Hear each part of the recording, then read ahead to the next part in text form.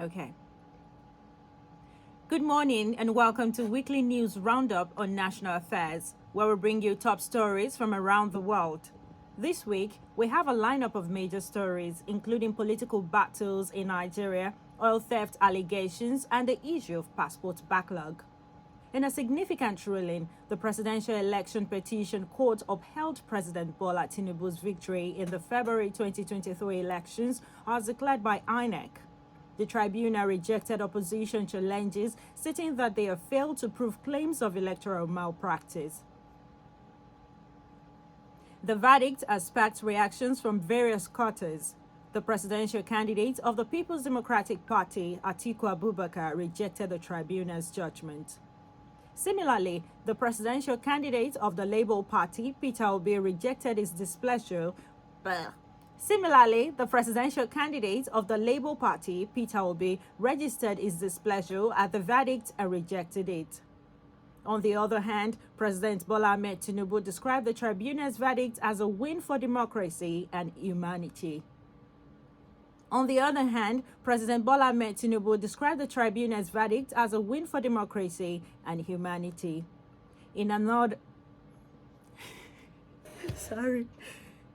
In another Nigerian election-related story, the Kogi State Election Petition Tribunal nullified the victory of Senator Abubakar Oyere as the winner of the Kogi Central Senatorial election. The courts declared Natasha Akpoti-Uduaghan as the actual winner. Meanwhile, President Tinubu met with investors at the G20 summit in India, where he restated his vision for Nigeria. Switching gears, allegations of oil theft have led to a summons for the Nigerian National Petroleum Company. The House of Representatives has invited the NNPC to respond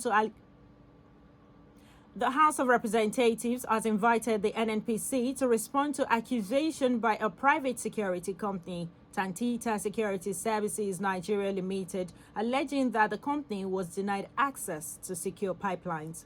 In Lagos, the State Assembly has confirmed 15 out of the second batch of 18 commissioner nominees sent by Governor Babajide Sanwo-Olu, while 2 nominations were rejected.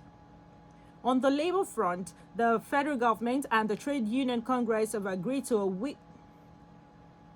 On the labor front, the federal government and the Trade Union Congress have agreed to a 2-week window to address labor issues.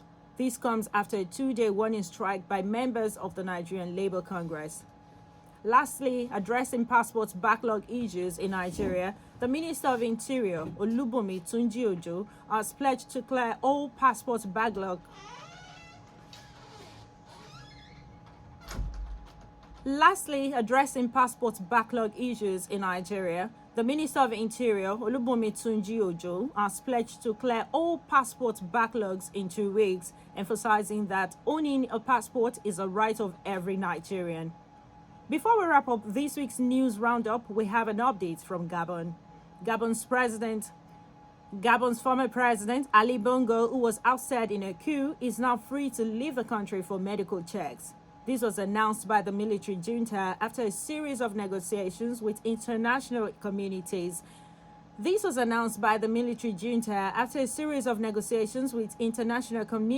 the release of the former president. And that concludes this week's major news stories from around the world. Stay tuned to Diamond 887 FM Ilorin for more updates, analysis, and in-depth reporting. National Affairs continues in a moment. I am Omonike. But Thank you for joining us and good morning.